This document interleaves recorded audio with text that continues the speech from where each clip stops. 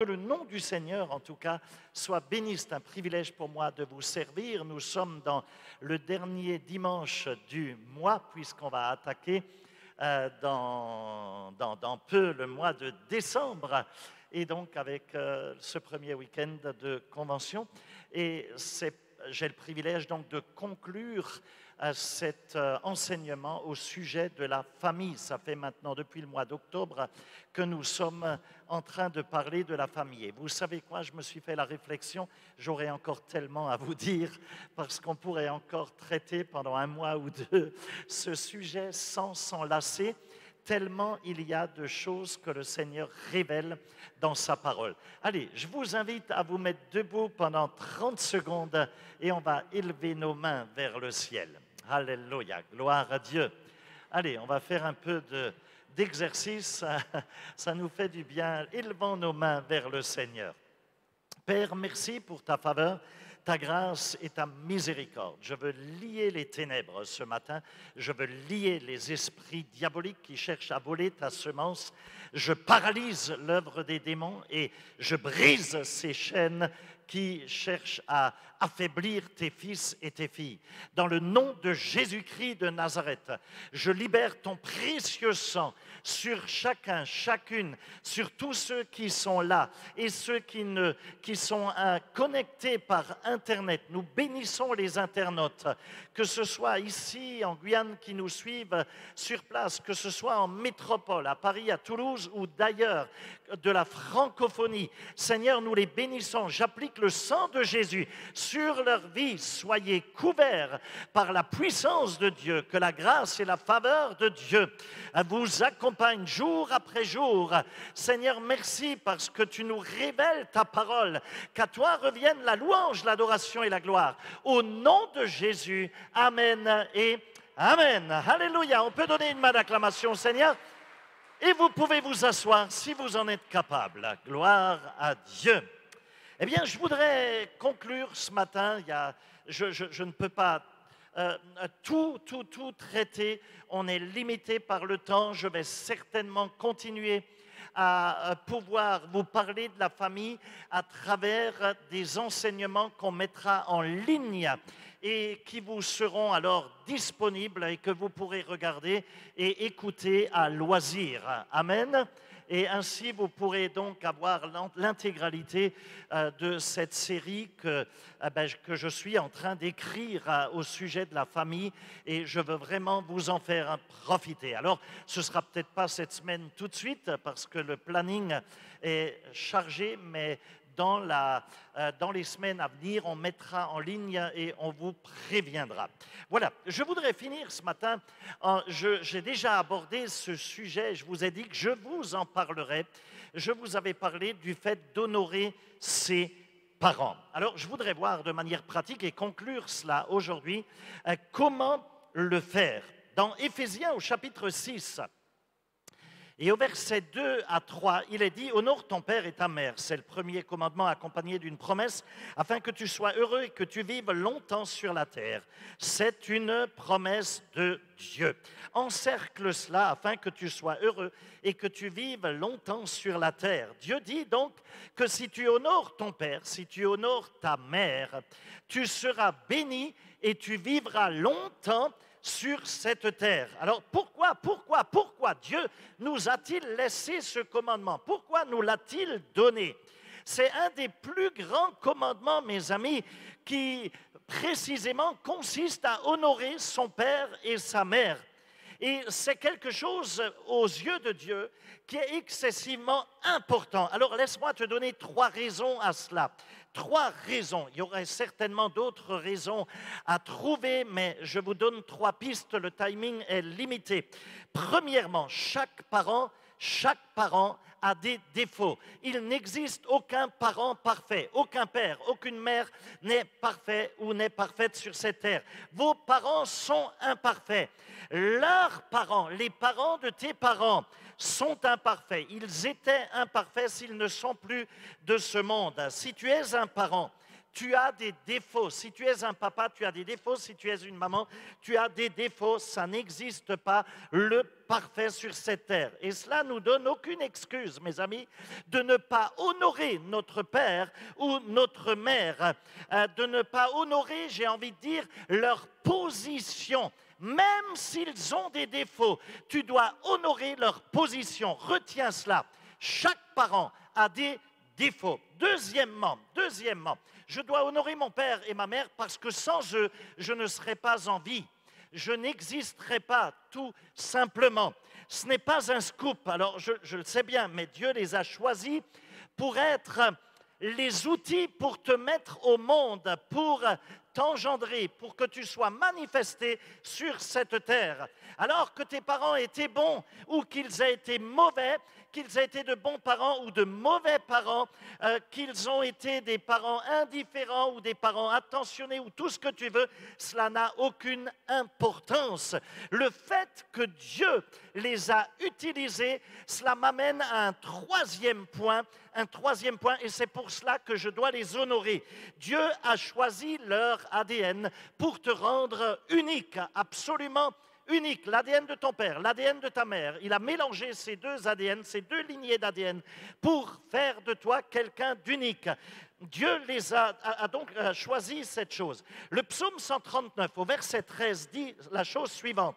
C'est toi qui as formé mes reins, qui m'a tissé dans le ventre de ma mère. En d'autres termes, Dieu était là au moment même de la conception. Mes amis, Dieu était là au moment de la conception. Il était impliqué dans le développement de ton corps, de ta biologie, mais aussi il t'a donné, donc il t'a communiqué cette âme, cette vie, et il t'a communiqué ton esprit, ta personnalité, et il t'a donné ces choses alors que tu étais en train d'être tissé dans le sein de ta mère. Il a fixé également au moment de ta conception, chaque jour de ta vie, avant même que tu naisses, il avait fixé chaque jour de ta vie. Ne sabote pas ces jours, ne coupe pas, ne raccourcis pas ce timing qui t'a été accordé sur cette terre, parce que tu ne resteras pas sur cette terre.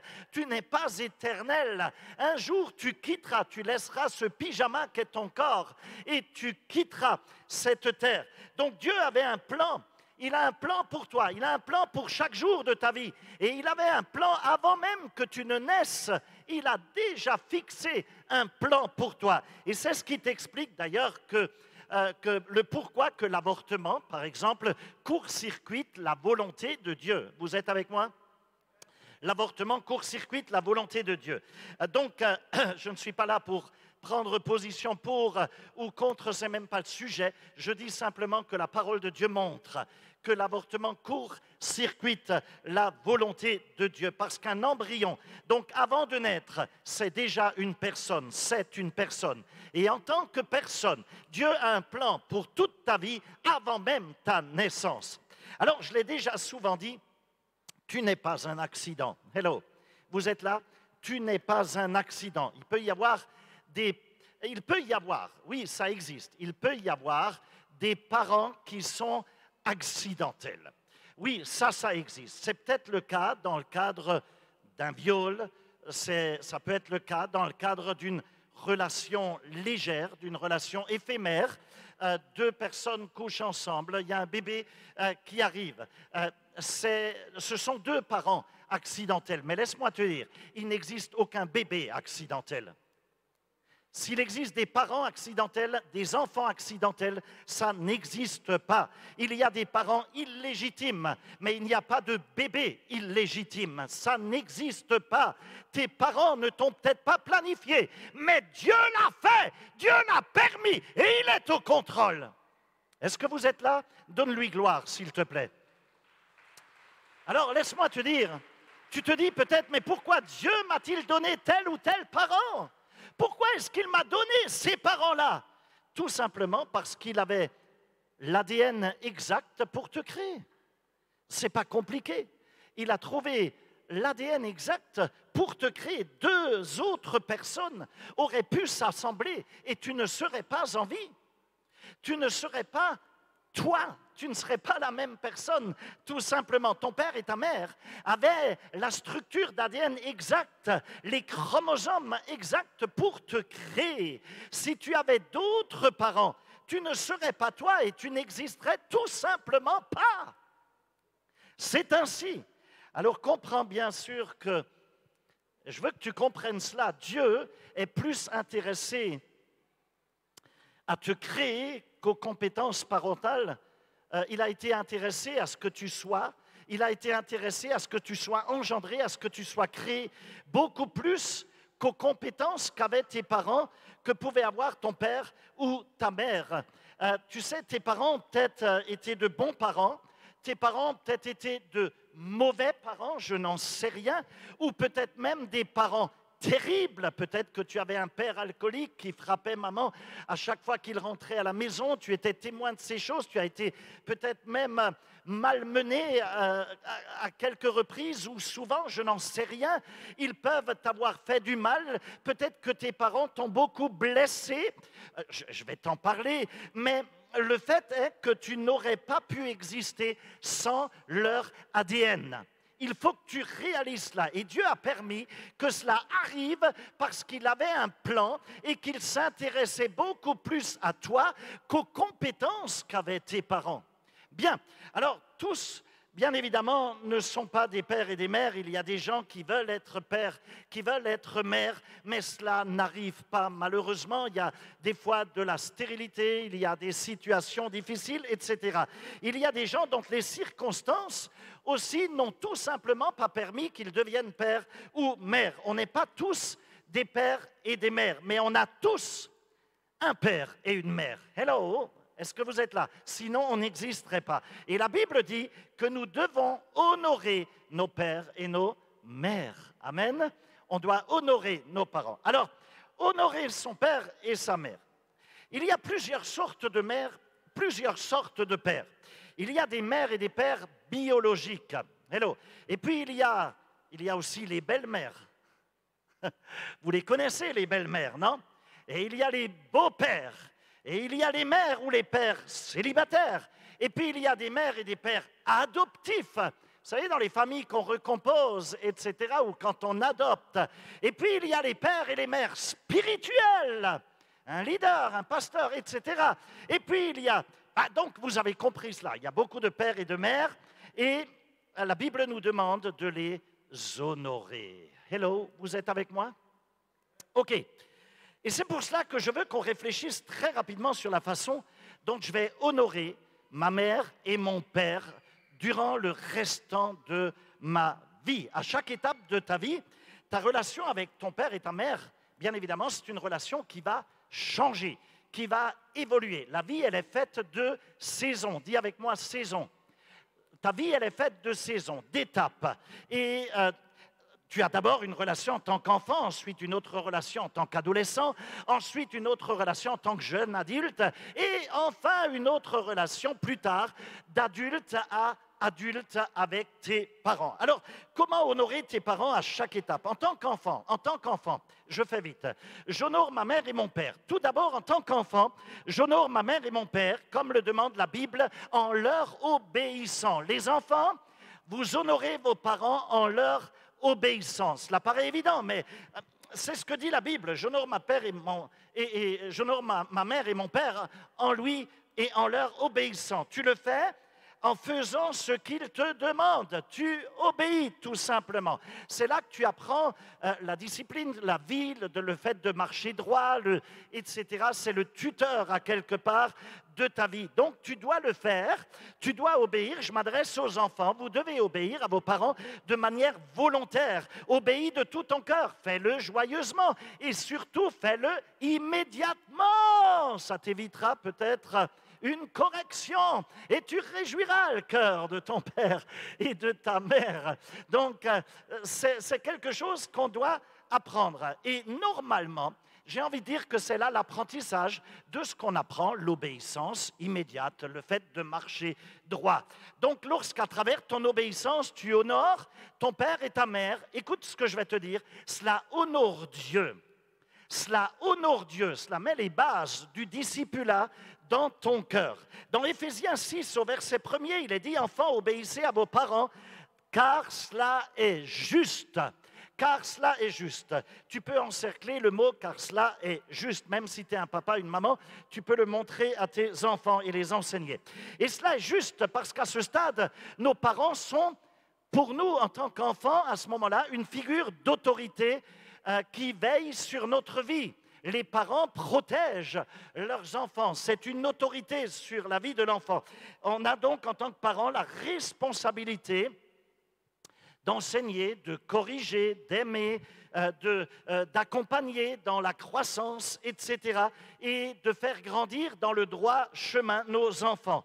Une des compétences les plus importantes que nous devons acquérir dans la vie, et si on ne le fait pas, notre vie sera une vraie misère, sera une catastrophe, ça sera tout, en tout cas, sauf du succès, c'est la manière dont nous réagissons face, écoutez ce que je dis, face à une autorité. Vous êtes avec moi? La manière dont nous réagissons face à une autorité, c'est un point primordial. Et on apprend cela dès petit. Lorsque tes parents ne te corrigent pas petit, plus tard, tu seras peut-être corrigé par des autorités répressives. Et c'est bien dommageable, c'est terrible. Une des choses qu'on doit donc apprendre à nos enfants en grandissant consiste à faire la différence entre la position et la personne. Il y a une position d'autorité et il y a la personne par elle-même. La personne à qui tu fais face, permets-moi d'être peut-être, de te paraître extrême, ça pourrait être un imbécile, un idiot à la limite, permets-moi l'expression. Mais en tous les cas, tu dois honorer malgré cela sa position. Tu dois honorer l'autorité qui te fait face, même si dans sa vie privée, c'est un type qui est un imbécile fini. S'il y a une position d'autorité, tu dois honorer l'autorité, la position. Bien, la Bible nous enseigne donc que Dieu a engendré, qu'il a placé 3 types d'autorité sur cette terre. Il y a l'autorité dans la maison, il y a l'autorité dans l'Église et il y a l'autorité sur le plan gouvernemental, au niveau de la nation, au niveau du gouvernement. Alors bien sûr, chacune de ces autorités vont avoir un rôle complètement différent, des sphères d'influence différentes.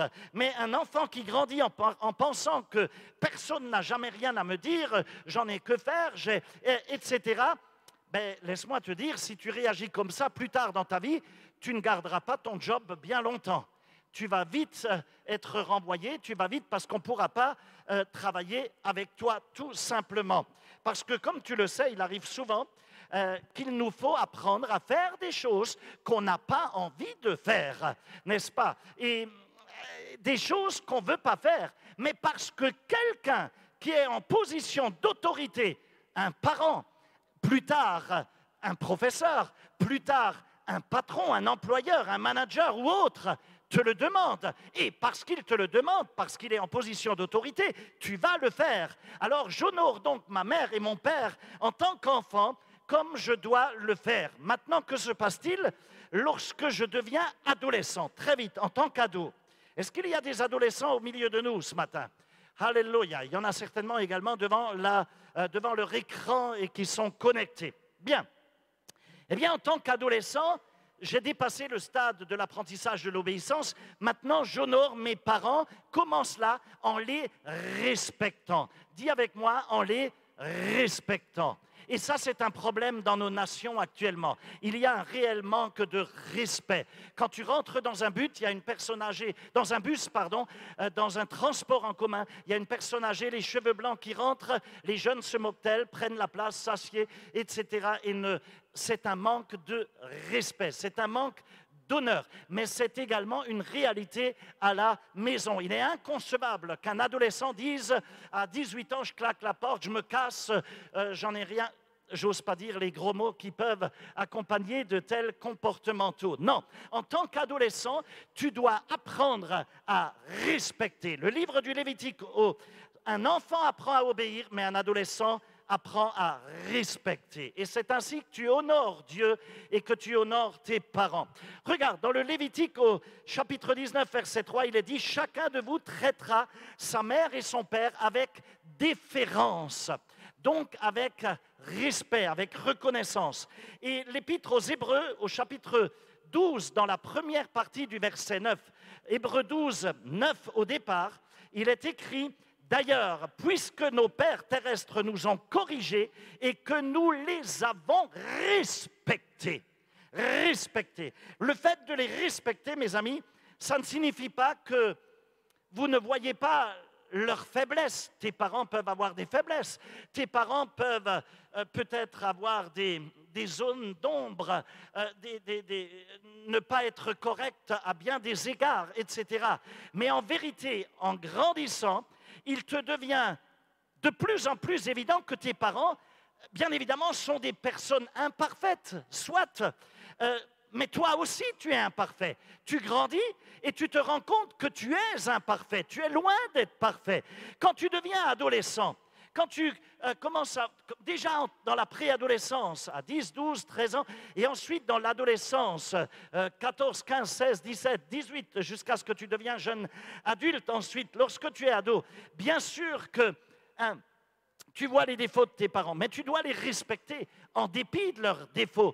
Qu'est-ce que cela signifie que de respecter? Qu'est-ce que cela veut dire? Cela signifie deux choses. Premièrement, cela veut dire que tu vas les accepter et tu vas les pardonner.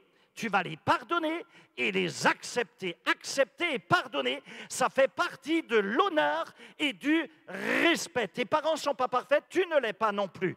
Et un jour, on devra aussi te pardonner. D'ailleurs, eux aussi doivent te pardonner pour tous les moments où tu as été terrible.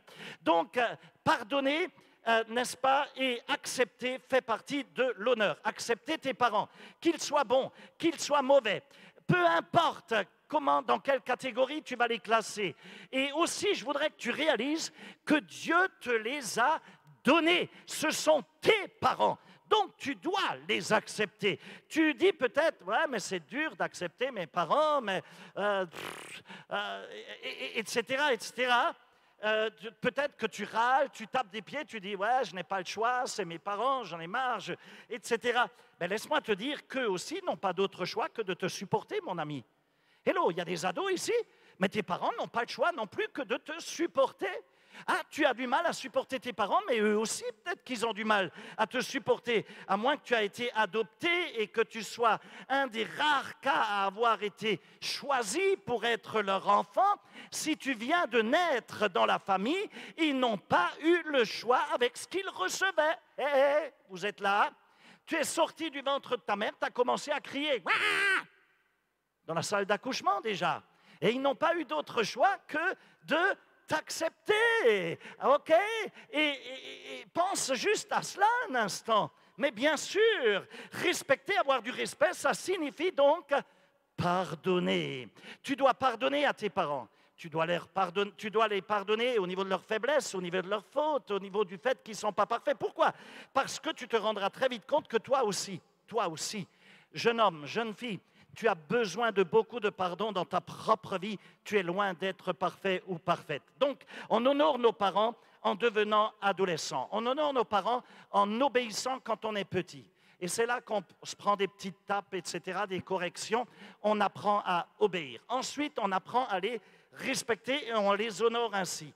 Donc, deuxièmement également, on honore nos parents en les écoutant. Dis avec moi, en les écoutant. OK, la Bible a beaucoup à dire sur ce point et je pourrais écrire une conférence tout entière rien que sur le fait d'écouter ses parents, sur le fait d'écouter, une conférence sur l'écoute, sur la valeur de l'écoute de ses parents. C'est un point excessivement puissant. Dans Proverbe 13, au verset 1er, il est dit, un fils sage écoute l'instruction de son père, mais le moqueur n'écoute pas la menace. Chouraki dit dans sa traduction, l'idiot n'écoute pas la menace. Mes amis, lorsque tu deviens ado, même si tu n'as pas envie de suivre les conseils de tes parents, parce que tes parents t'ont dit, OK, tu sors avec tes petits copains, avec tes amis, à 22h pile, tu es à la maison. Tu n'as pas envie de suivre ce conseil, hein? Tu n'as pas envie de rentrer déjà à l'heure, etc., etc. Mais pour autant, tu es tenu à les écouter et à respecter. Il n'y aura jamais, et cela à aucun instant, un moment dans ta vie où où la Bible te permet de manquer de respect à tes parents. Et cela même s'ils ne vivent eux-mêmes pas le genre de vie que toi-même tu as envie de vivre ou de suivre. Ça ne te regarde pas. À travers l'expérience de la vie, à travers l'expérience du ministère, mes amis, j'ai réalisé une chose. J'ai réalisé que même les parents, dont la vie est quelquefois un vrai désastre sur le plan personnel, écoutez ce que je dis, malgré cela, bien souvent, parce qu'ils sont malgré tout parents, parce qu'ils se sont cassés les dents, parce qu'ils savent que leur vie est devenue un désastre, et bien sûr, ils restent au niveau de leurs enfants, malgré leur vie brisée, ils restent de bons conseillers. Ils restent de bons conseillers pour leurs enfants. Même lorsque la vie d'un parent s'effondre, il sait néanmoins, et malgré tout, bien souvent, ce qui est le meilleur pour ses enfants, et tu devrais et tu dois les écouter. Tes parents se sont cassés les dents, ils n'ont pas envie que tu te casses les dents à ton tour. Ils savent. Laisse-moi te dire que même une horloge en panne, j'ai fait la remarque l'autre jour dans l'horloge qui est en salle 3, même une horloge en panne, une horloge qui ne fonctionne plus, qui ne fonctionne absolument plus, les piles sont vides, mais à 2 fois en 24 heures, 2 fois par jour, elle te dit la vérité. Tu as compris cela? Même une horloge en panne, elle est capable à 2 reprises dans la journée de te donner une heure véritable. Hello, vous êtes là? Donc ce n'est pas parce que ton père ou ta mère n'a pas tout compris ou n'a pas un minimum de sagesse que tu ne dois pas écouter pour autant. Tu dis peut-être, ouais, mais maman, lorsque tu auras tout fait de manière parfaite, alors j'écouterai tes conseils. Mais pour le moment, regarde ta vie. Laisse-moi te dire que cela n'arrivera jamais. Cela n'arrivera jamais. Cela n'arrivera pas. Pourquoi? Parce que, pour commencer, ta mère, elle n'est pas parfaite. Et secondo, parce que toi-même non plus, tu n'as pas tout compris et tu es loin d'être parfait. Et donc, il faut que tu comprennes cela. La Bible dit dans le livre des Proverbes, au chapitre 23, verset 22, « Écoute ton père, lui qui t'a donné naissance. Ne méprise pas ta mère quand elle est devenue vieille, quand elle a pris de l'âge. » Donc, note ceci juste dans un coin de ta tête, dans un coin de ton cœur. Dieu t'a donné des parents dans un but précis. Dieu t'a donné des parents dans un but précis. Et il a l'intention de t'aider à devenir la personne qu'il veut que tu sois. Oh, alléluia! OK. Allez, vous pourrez lire à la maison parce que j'avance vite. Proverbe 6, le verset 20 à 23. Notez simplement ces références. Il y a maintenant une 3e étape. La 3e étape, c'est quand tu deviens adulte, n'est-ce pas? Tu as dépassé l'âge de l'adolescence, tu as maintenant ton permis en poche, tu commences à être un jeune adulte, etc. Tu entres dans la vie, tu as peut-être fini d'user les bancs d'université ou autres.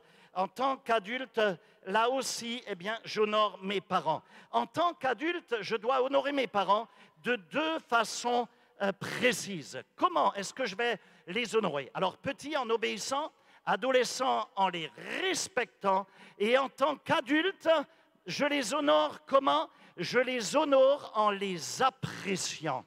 Hello. J'apprends à les honorer en les appréciant.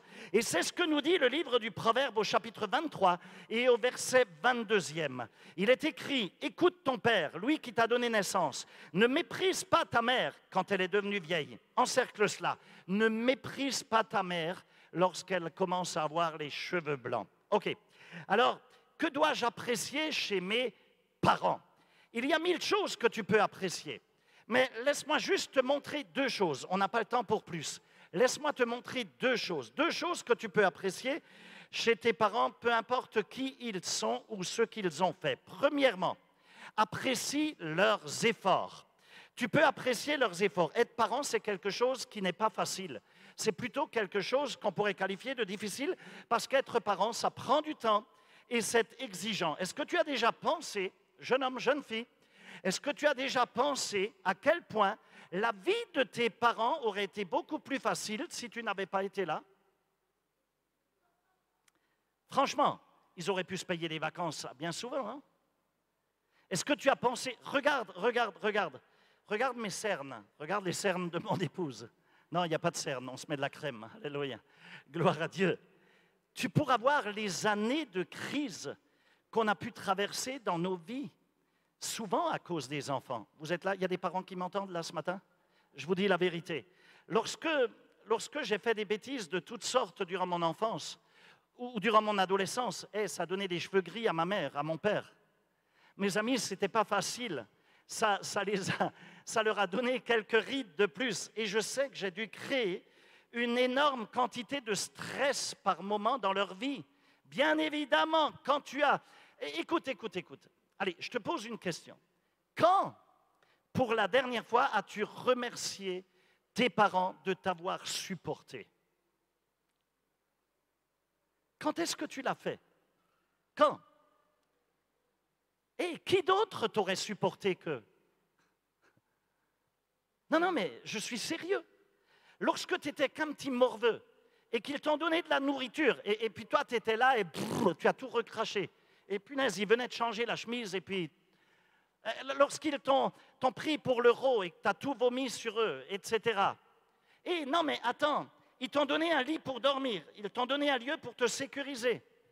Ils t'ont donné le meilleur, toujours ils ont préféré eux ne pas manger, mais pourvu que toi tu manges. Je pourrais continuer, s'il te plaît. Tous les parents font des efforts. Est-ce que tu les as remerciés? Une autre chose à apprécier, c'est d'apprécier leur sacrifice, le sacrifice qu'ils ont fait. Apprécie leur sacrifice. Être parent, ça coûte cher. Quelqu'un veut témoigner à ce sujet? C'est un sport très onéreux que d'être parent, mes amis. Ce n'est pas quelque chose qui ne coûte rien.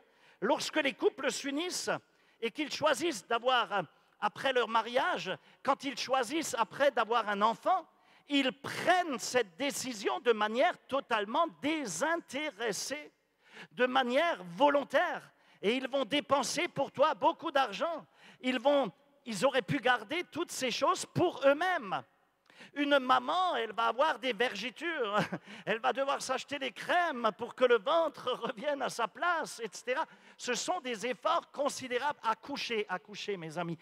Oh my God, je ne sais pas ce que c'est, mais j'étais présent les 2 dernières fois. Ça fait mal, ça fait très très mal, je peux vous le dire.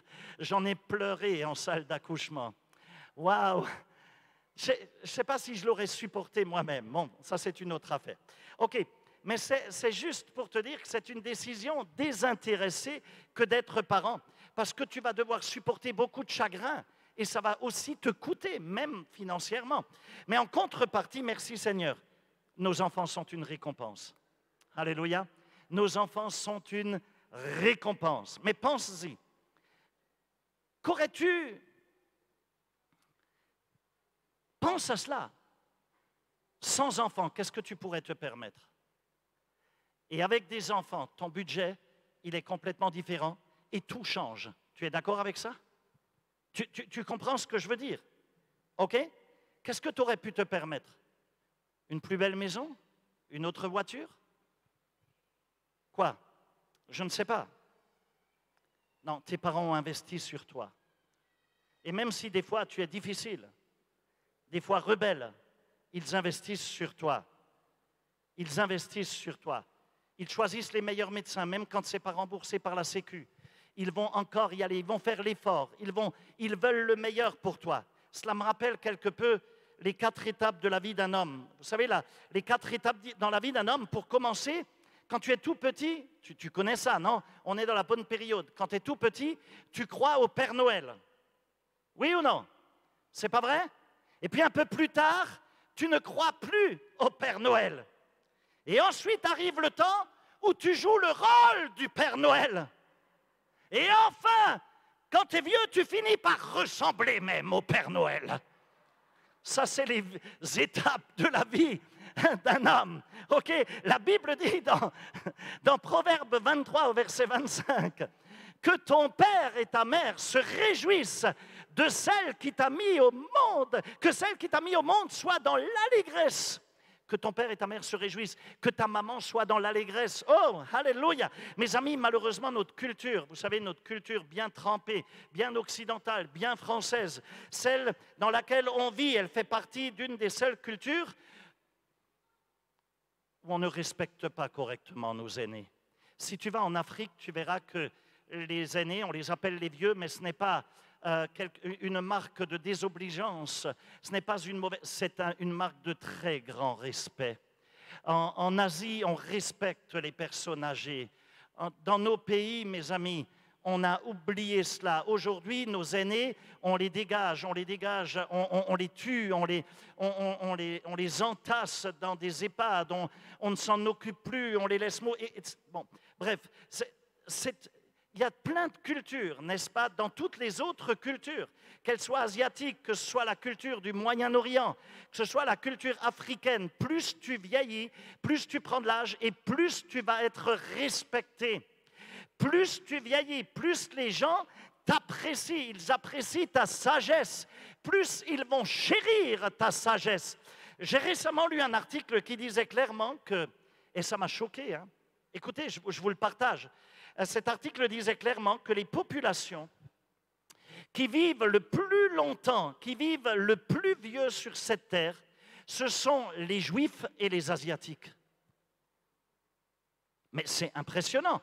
Et je me suis posé la question du pourquoi. Eh bien, c'est facile. Tu grattes un peu et tu découvres que ce sont culturellement aussi les deux populations qui prennent le plus au sérieux ce point qui est lié à une promesse de Dieu, c'est-à-dire le fait d'honorer son père et sa mère, d'honorer les personnes âgées. Mes amis, ce sont culturellement des choses qui sont ancrées dans ces traditions. Et cela, même si les Asiatiques ne sont pas forcément conscients de la chose, conscients que ce soit une promesse de Dieu. Peut-être qu'ils croient à plein d'autres choses, etc. Mais beaucoup ne lisent peut-être pas la Bible en Asie. Mais peu importe, parce qu'ils mettent en pratique ce qui est une valeur scripturaire biblique, eh bien, Dieu n'est pas un menteur, il ne peut pas faire autrement que de bénir cette obéissance-là, ce point d'obéissance. Alors, ce n'est que dans notre culture occidentale qu'on met plus l'accent sur les jeunes et que souvent on méprise ceux qui sont le plus âgés. Et cela nous met, en tout cas pas dans la direction de la sagesse. Vous êtes là? Et loin de là, pas dans la direction de la sagesse. La Bible enseigne très clairement que tu dois apprécier, chérir, estimer les personnes plus âgées que toi, en particulier ta propre mère et ton propre père. Gloire soit rendue au Seigneur. Alors, je voudrais juste dire ceci à vous tous qui m'écoutez, aux internautes également qui sont connectés. Si tes parents vivent aujourd'hui encore, si tes parents sont toujours de ce monde, ils ont un besoin intense de savoir que leur vie ont eu un impact sur ta vie. Il faut qu'ils sachent qu'ils ont été une bénédiction pour ta vie. Et tu dois leur exprimer ta reconnaissance. Et tu devrais même le faire, même si tu n'es pas d'accord avec beaucoup de choses, tu devrais le faire régulièrement. Tu devrais les honorer régulièrement. Alors, comment le leur montrer? Tes parents sont âgés? Rien de plus simple. Reste en contact avec eux. Reste en contact. Dis-leur régulièrement, papa, maman, tu comptes pour mon cœur. Tu comptes pour moi, je suis content de t'avoir. Tu es Moi, je dis souvent à ma belle-mère, maman, je suis tellement heureux de t'avoir. Tu es une maman formidable, etc. Tu comptes pour moi. Papa, tu comptes pour moi. Honorer, cela signifie reconnaître l'importance de leur vie. À chaque fois que tu les appelles, que ce soit au téléphone ou que tu les vois ou autre, eh bien, tu honores ton père et ta mère. Le fait d'entrer en contact avec eux, chaque fois que tu leur envoies un email, à chaque fois que tu leur envoies un message via WhatsApp ou par SMS, à chaque fois que tu envoies une carte, à chaque fois que tu leur offres des fleurs ou un cadeau, à chaque fois que tu les invites à ta table ou que tu les emmènes à une table de restaurant, à chaque fois que tu leur rends visite, tu les honores. Tu honores ton père et ta mère. Lorsque tu leur parles, parle-leur des détails de ta propre vie, parce que leur vie à eux, à leur âge, c'est une vie qui est devenue simple. Ils ne travaillent plus s'ils sont retraités. C'est une vie qui est devenue excessivement simple. Ce n'est plus une vie qui est compliquée comme la tienne avec un planning de fou qui déborde. Et entendre pour eux tout ce qui se passe dans ta vie, cela peut peut-être te sembler ennuyeux pour toi, mais pour eux, ce n'est absolument pas ennuyeux. Ils sont contents que tu leur partages. Et ils se disent, waouh, mes enfants me partagent tous leurs soucis, leurs plannings, etc. Et si tu fais cela, ils auront l'impression d'être toujours encore excessivement importants. Ils sauront qu'ils comptent toujours, qu'ils sont connectés à toi. Et tu peux leur dire quelquefois, papa, si tu étais à ma place, qu'est-ce que toi tu aurais fait? Même si après coup tu pries et que peut-être tu vas faire autrement. Mais c'est important que tu écoute ce qu'ils ont à dire. Donc, en tant qu'adulte, j'honore en premier lieu mes parents en les appréciant. Deuxième façon dont j'honore mes parents en tant qu'adulte, c'est maintenant, dans la mesure du possible, en pourvoyant. Hello, quand tu étais petit, c'est eux qui achetaient tes couches, oui ou non? C'est eux qui achetaient tes petits pots, oui ou non? Qui ont financé tes études, etc. Tu es devenu adulte, ça va, la vie est belle? Eh bien, tu commences maintenant à pourvoir. Avec le temps, les rôles sont censés s'inverser. J'ai bien dit censés, parce que ce n'est pas toujours le cas. Mais les rôles devraient s'inverser. Et au fur et à mesure que tes parents prennent de l'âge, tu commences donc à prendre soin d'eux. C'est la manière naturelle et normale de procéder. Ils ont pris soin de toi et plus tard, c'est toi qui prends soin d'eux. C'est normal. OK? Alors, beaucoup d'entre vous, vous êtes déjà passés par ce stade. Peut-être aussi que plusieurs d'entre vous, vous faites partie de cette génération que j'appelle une génération sandwich. Pourquoi? Parce que vous avez encore des enfants qui dépendent de vous, OK? Et ce sont peut-être même vos enfants de jeunes adultes, mais ils sont encore en études, ils sont encore à la maison, ils sont à votre charge, ils dépendent de vous. Et en même temps, tu as aussi des parents qui sont peut-être déjà en retraite et à quelque part, ils ont besoin que tu les aides. Donc, tu te retrouves en quelque sorte pris en sandwich entre tes enfants pour qui tu pourvois et tu aides également en partie tes parents. Donc, regarde au sujet des parents. Jésus lui-même, alors qu'il était sur la croix, qu'est-ce qu'il a fait, le Seigneur? Il a pris soin de sa mère, la mère porteuse, Marie. Qu'est-ce qu'il a fait? Pense à cela. Le Sauveur du monde, il est là, crucifié. Il est sur la croix en train d'agoniser, en train de mourir pour tes péchés, pour mes péchés, pour les péchés de l'humanité tout entière, pour tes malédictions et les miennes. Et sur cette croix, il va faire 7 déclarations. Et une d'entre elles concernait précisément sa mère et le fait de prendre soin d'elle après son départ. Jésus a dit, il n'a pas dit grand-chose, 7 paroles sur la croix. 7 paroles sur la croix avant son départ. OK, il n'a fait que ça. Il était en train de mourir pour tes péchés et les miens, en train de mourir pour prendre nos maladies, nos malédictions, etc., pour que tu sois libre. Et il a dit des choses comme « Père, pardonne-leur, car ils ne savent pas ce qu'ils font. » Il a aussi dit « Tout est quoi? Tout est accompli. » Mais au beau milieu de tout cela, il va regarder son disciple Jean, un des 12 qui était ultra proche de son cœur. Il était scotché à lui, certainement le plus proche. Et voilà qu'à ce moment-là, Jean était juste en train de se tenir aux côtés de Marie, qui était cette femme choisie d'entre toutes les femmes par Dieu pour porter l'enfant Jésus à ce moment-là. Et Jésus dit, Jean, voici ta mère, femme, voici ton fils. Qu'est-ce qu'a fait Jésus? Il a transféré les soins et les besoins de sa mère, qui était dépendante de lui, puisqu'elle était à ce moment-là déjà beaucoup plus âgée. Pourquoi? Parce que Marie était veuve. Hello. On ne parle plus de Joseph à la crucifixion. Elle était veuve. À cette époque-là, les hommes se mariaient avec des femmes excessivement jeunes. OK? Et donc, bien évidemment, ils partaient avant. Et donc, Jésus a transféré, confié les besoins et les soins de sa mère à celui qui était son meilleur ami sur cette terre. Mes amis, il est très important qu'on prenne soin de nos parents lorsqu'ils prennent de l'âge. Et c'est tellement important que Jésus a été un modèle lorsqu'il a fait cela, alors qu'il était en train de mourir pour nos péchés sur la croix. Donc, et la Bible ne mâche pas les mots à ce sujet. Regarde bien. Dans 1 Timothée 5 au verset 8, c'est très très clair. Jésus dit, si quelqu'un ne prend pas soin des siens, et en particulier des membres de sa famille proche, il a renié sa foi, il est pire qu'un non-croyant. Hey, c'est quand même carton, waouh, parole puissante, terrible même. Alors le fait est que tu honores Dieu lorsque tu honores les parents qu'il a utilisés pour t'engendrer sur cette terre. Et que tes parents étaient mauvais, qu'ils ont été bons, qu'ils ont été indifférents, qu'ils ont été absents, qu'ils ont été tout ce que tu veux, peu importe, ils portaient en eux l'ADN dont Dieu avait besoin pour te créer, pour t'engendrer. OK? Bien, qu'est-ce que je voudrais dire? Parce que le temps passe très très vite. Je voudrais conclure. Vous avez compris ces choses.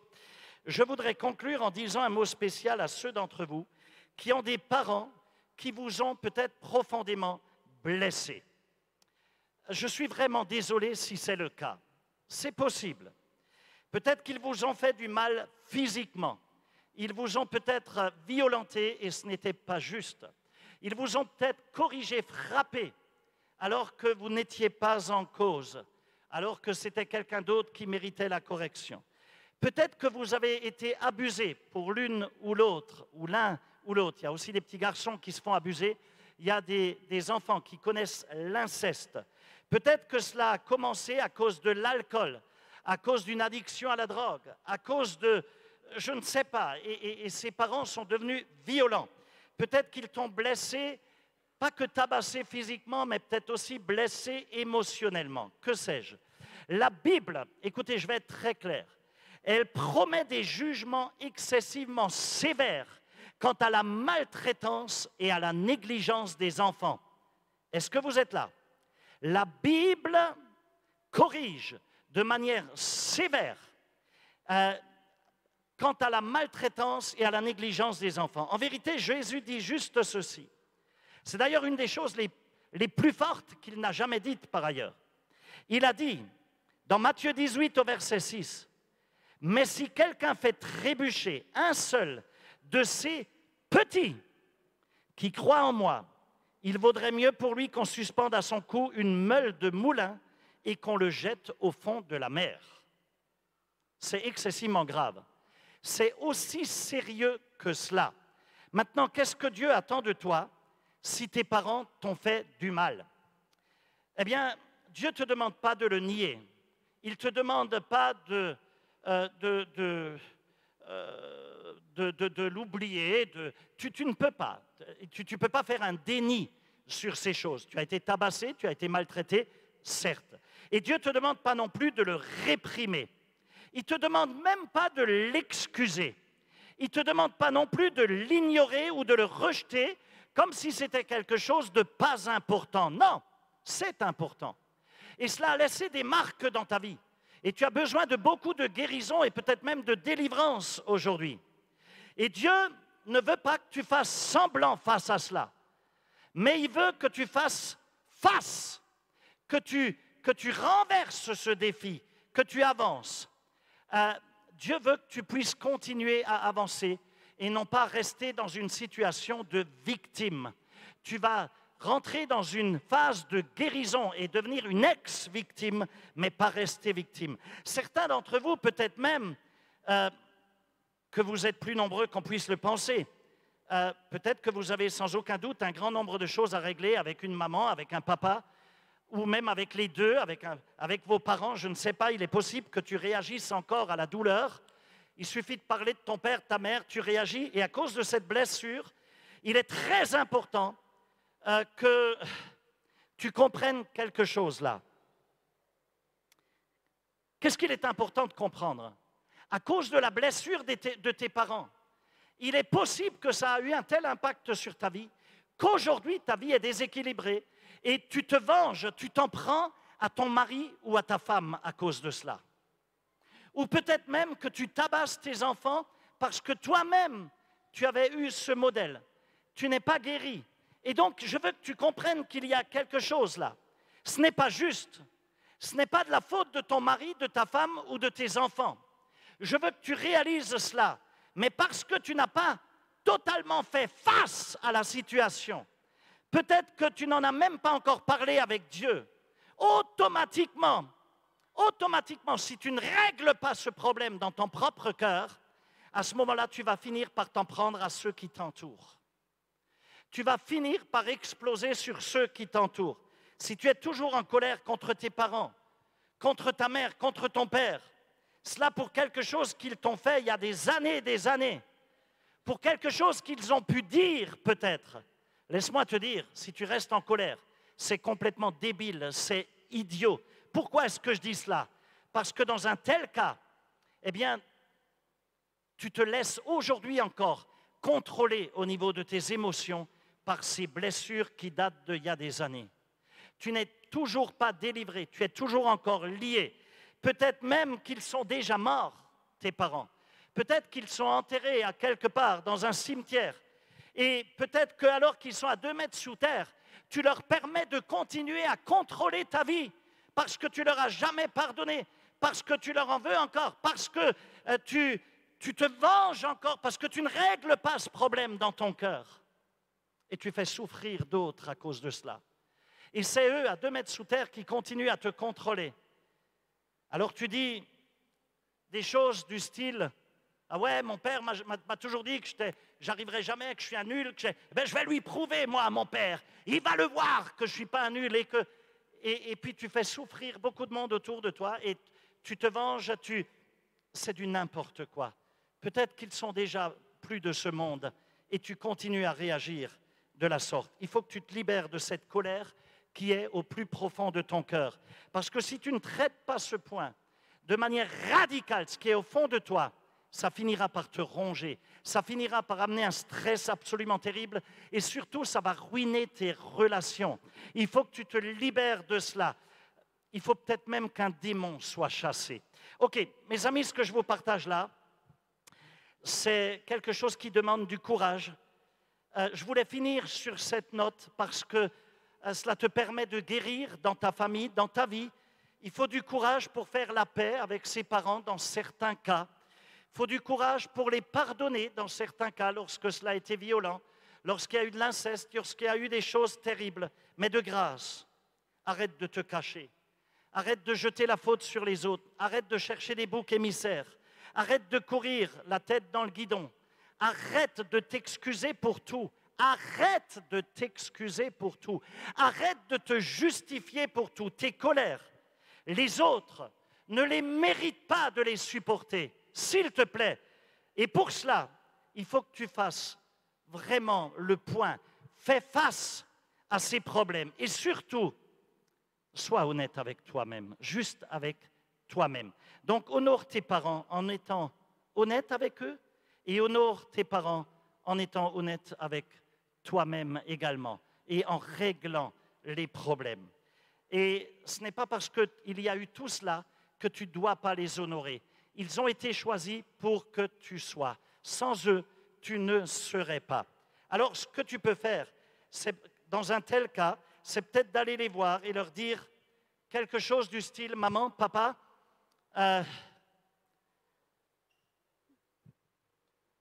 je veux être libre de pouvoir vous honorer. Je veux être libre de pouvoir le faire dans ma vie.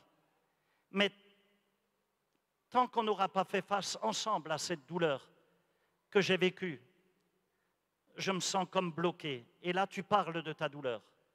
Tu exposes ta douleur. Tu exposes ce que tu ressens encore. Et tu leur dis, je veux vous pardonner. Aidez-moi à vous pardonner. Je veux construire une nouvelle relation avec toi, papa, avec toi, maman. Je veux faire face aux problèmes. Et si j'ai fait des torts, s'il y a des choses à réparer, avant qu'il ne soit trop tard, vous êtes encore sur cette terre, avant un départ, je veux régler cela pendant que nous sommes vivants sur cette terre et dans la présence du Seigneur. Si tu ne veux pas parler à tes parents, soit parce qu'ils, ou que tu ne peux pas parler à tes parents, parce qu'ils sont morts peut-être, ou parce qu'il n'y a aucune chance qu'ils t'écoutent tout simplement, parce qu'ils sont têtus, et tu le sais. Dans ce cas, tu peux aller voir ton pasteur ou ton leader. Exprime-lui cette douleur, parce qu'il est un père spirituel. Exprime-lui, mais ne le garde pas au fond de toi. S'il te plaît, il faut que ça sorte. Tu as besoin de crier ta douleur. il faut que ça dégage. Si tu ne le fais pas, c'est une malédiction que tu laisses courir et qui va atteindre ton héritage, c'est-à-dire tes enfants. Ça va être communiqué à tes enfants si tu ne règles pas ce problème et ce point. Tu as une responsabilité. Et la responsabilité que tu as en tant qu'enfant du Seigneur, c'est d'arrêter ce cycle de destruction. La vérité te rendra libre, nous dit l'Écriture. Et il faut que tu apportes cette vérité. Tu sais, il n'y a que Dieu pour savoir combien tu as pu être blessé. Et il n'y a aussi que Dieu qui peut réellement guérir cette douleur. C'est une certitude. Mais cela commence malgré tout par le fait de le vouloir. De vouloir, ça commence par ta volonté. Arrête de faire semblant et tu dois le vouloir. Alors certains d'entre vous, vous avez peut-être été abandonnés par votre mère ou par votre père ou par les deux. C'est une tante, une grande-tante, une grand-mère qui vous a élevé. Ou peut-être quelqu'un d'autre. Dans un tel cas, si tu as été abandonné, si ton père n'était pas un père mais qu'un géniteur, que quelqu'un de passage, et que tu as peut-être été abandonné aussi par ta mère, laisse-moi te dire, dans un tel cas, tu bénéficies aux yeux du Seigneur d'un privilège tout à fait spécial dans le royaume de Dieu. Viens avec moi, ne pleurniche plus, s'il te plaît, arrête de taper des pieds, arrête de rester en infantilisant ta vie, en te gardant comme un bébé. Ah, j'ai pas eu de papa, pas de maman, je suis plein de... Non, règle ce problème. Regarde, il y a de l'espérance. Tu as un privilège spécial. La Bible dit, dans le psaume 27 au verset 10, « Même si mon père et ma mère viennent à m'abandonner, l'Éternel m'accueillera. » Hello, hello, hello, l'Éternel m'accueillera. Tu auras dans ce cas un père qui est le Père des pères, qui, lui, n'abusera jamais de toi. Il ne te maltraitera jamais. Il ne t'abandonnera jamais. Il ne te quittera jamais. Et tu pourras te tourner vers lui à n'importe quel moment, du jour ou de la nuit. Mes amis, il y a véritablement, la solution se trouve dans l'Écriture. La solution se trouve en Christ. La solution se trouve en Dieu. Je voudrais que tu te mettes debout avec moi. Alléluia, gloire à Dieu. Mettons-nous debout ensemble. Waouh, si vous êtes en famille, tenez-vous par la main. En famille, on a le droit, n'est-ce pas?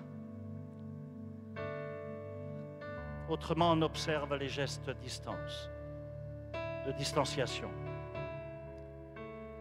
OK, je voudrais que tu fermes les yeux.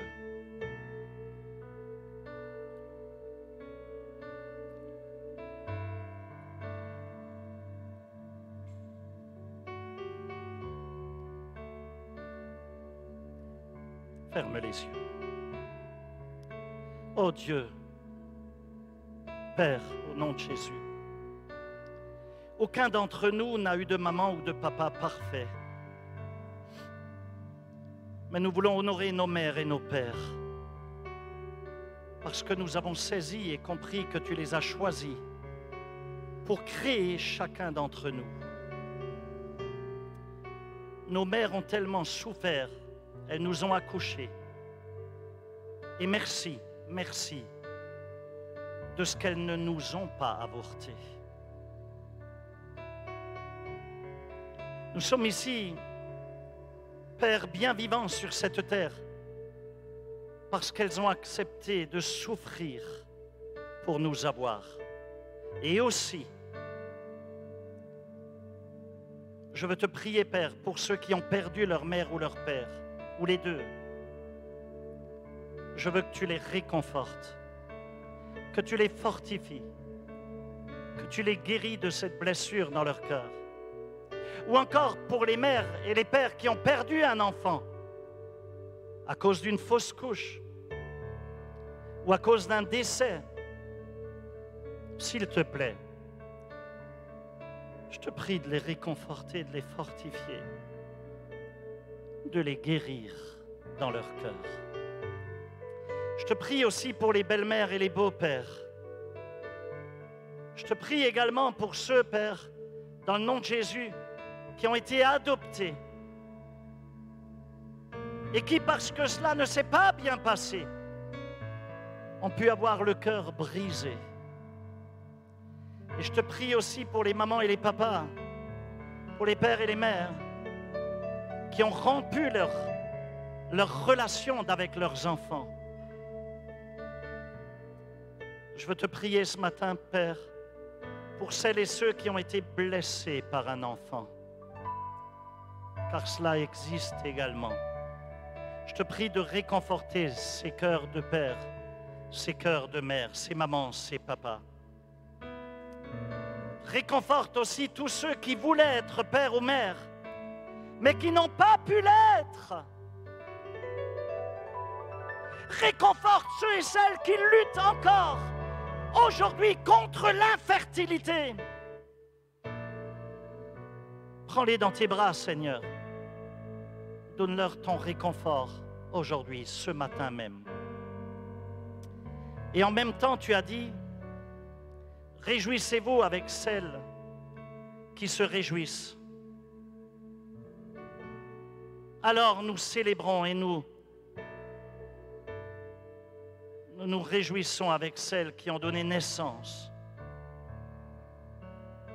avec toutes celles qui ont donné naissance cette année, en 2020, à un bébé. On a présenté ces jours-ci beaucoup de bébés. Seigneur, on veut se réjouir avec ces mamans et ces papas. Merci pour la joie qu'apportent ces nouvelles vies.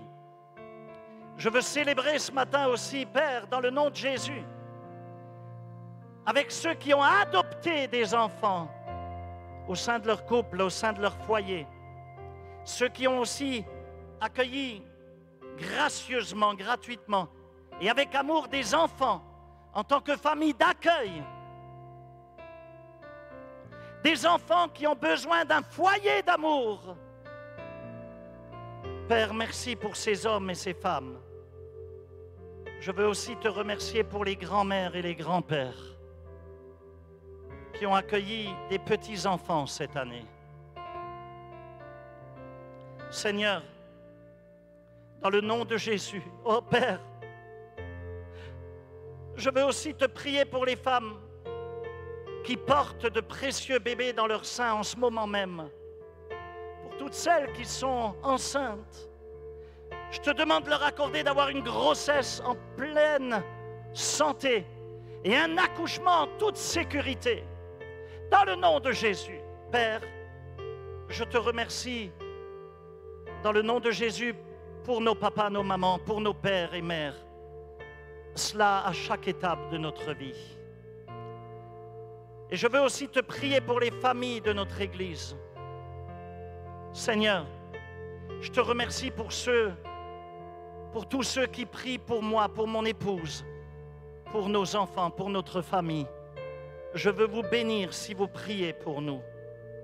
Et par-dessus tout, Seigneur, nous nous engageons à honorer, à aimer et à protéger les pères et les mères dans nos vies et dans cette famille que représente notre Église. Nous voulons les protéger. Seigneur, je te suis reconnaissant et te remercie pour le don, pour le cadeau que représentent les pères et les mères. Et je te demande, Seigneur, aujourd'hui, en cet instant, dans le nom de Jésus, de les bénir. Père, fais-le dans le nom de Jésus, que ton Esprit Saint les remplisse, les renouvelle afin qu'ils prennent de nouvelles hauteurs comme de jeunes aigles et qu'ils retrouvent de la vigueur, une nouvelle jeunesse. Père, dans le nom de Jésus, je te suis reconnaissant pour ta miséricorde surnaturelle. À toi la gloire et la louange. Amen et amen. Si tu es marié, ton épouse est là, ton époux est là, prends-le par la main et dis-lui à partir d'aujourd'hui, nous faisons la paix dans notre couple afin que nos enfants puissent avoir la crainte de Dieu et commencent à nous honorer en tant que père et que mère. Parce que souvent, quand le couple est divisé à la maison, quand il y a deux types de comportements, un à l'église et un à la maison, je peux vous dire, les enfants ont du mal à honorer des parents qui se disputent, qui ne s'entendent pas. L'ennemi rentre dans ces foyers et enlève le déshonneur parce que l'épouse n'honore plus son mari, le mari n'honore plus son épouse. Alors vraiment que ce matin, nous puissions dire, voilà, je me réengage envers toi. Est-ce que tu peux le dire à ton époux, ton épouse, même si ton mari n'est pas là, déclare-le aussi pour lui. Seigneur, ce matin, nous voulons déclarer l'honneur entre papa et maman. Nous voulons, Seigneur, être honorés par nos enfants. Seigneur, et en honorant nos parents et en nous honorant l'un et l'autre en tant qu'époux, en tant qu'épouse, alors ta présence surnaturelle vient dans notre famille. Alors l'honneur vient du cœur des enfants envers de tels parents. Seigneur, je déclare cet honneur dans les relations de couple. Mais je déclare cet honneur aussi des enfants vers les parents. Seigneur, et en honorant nos parents, alors notre famille reste unie, les frères et sœurs restent unis, les belles-sœurs, les beaux-frères restent unis, parce qu'il n'y a plus d'accès à l'esprit de la division dans les familles. Père, au nom de Jésus, je déclare l'unité dans les familles. Je brise la division, je brise le déshonneur, je brise tout ce que l'ennemi a utilisé pour pénétrer dans vos maisons, pour séparer, pour amener de la douleur, pour amener de la tristesse au travers du déshonneur. Seigneur, je te remercie, je te bénis, parce qu'à partir du moment où j'ai commencé à honorer mes parents, nous nous sommes unis tellement plus avec mon frère et ma sœur, parce que c'est l'essence même du cœur de Dieu qui s'installe dans ta famille. Il n'y aura plus de différends, il y aura de la compréhension, il n'y aura plus de l'incompréhension, il n'y aura plus de division entre frères et sœurs, entre beaux-frères et belles-sœurs. Waouh! Et c'est ce que Dieu veut faire ce matin au milieu de vous. Et c'est vous qui êtes des restaurateurs. C'est vous qui allez restaurer vos familles. J'ai pris la décision d'honorer mes parents et tout le reste a suivi derrière. Ça s'est fait surnaturellement par le sang de Jésus, par l'amour de Dieu. Et je vous conseille de le faire. Vous allez voir des miracles se passer et le salut qui va pénétrer sur les vies de chacun et chacune. Que le sang de Jésus vous couvre maintenant. Seigneur, tu viens nous restaurer dans les couples, mais aussi dans nos relations avec les enfants, mais aussi les relations élargies dans nos familles. Seigneur, les haines, les jalousies, les discordes disparaissent. Ce matin, je m'oppose à ces ténèbres. Je dis, Satan, toi et tes démons, la mission que tu as établie dans les familles est perdue pour toi. Les décrets que tu as établis en enfer sont annulés maintenant dans le nom de Jésus. Je déclare le sang de Jésus qui a coulé à la croix, qui est contre l'enfer, contre les décrets, contre toutes les discordes familiales, contre tous les mensonges du diable qui sont venus s'ingérer entre vous, entre frères, entre sœurs, entre beaux-frères, entre belles-sœurs, entre cousins, entre cousines. Je brise ces ténèbres maintenant. Déclare-le sur ta famille. Dis, Seigneur, tu es un Dieu de paix. Je suis ta lumière dans ma famille. Je suis un témoin de ta gloire. Et je suis témoin de l'œuvre de la croix dans ma famille. Merci, Seigneur, pour la restauration complète et totale qui s'opère. Là où toi tu ne peux pas, Jésus le fera. Fais ce que tu peux faire. Sois le porte-parole de l'amour du Père dans ta maison. Et le Seigneur va amener une restauration impressionnante. Tu vas être émerveillé de ce que Dieu est capable de faire dans ta famille. Au nom de Jésus, Père, je t'ai prié. Amen et Amen. Merci Seigneur. On peut donner une main d'acclamation au Seigneur.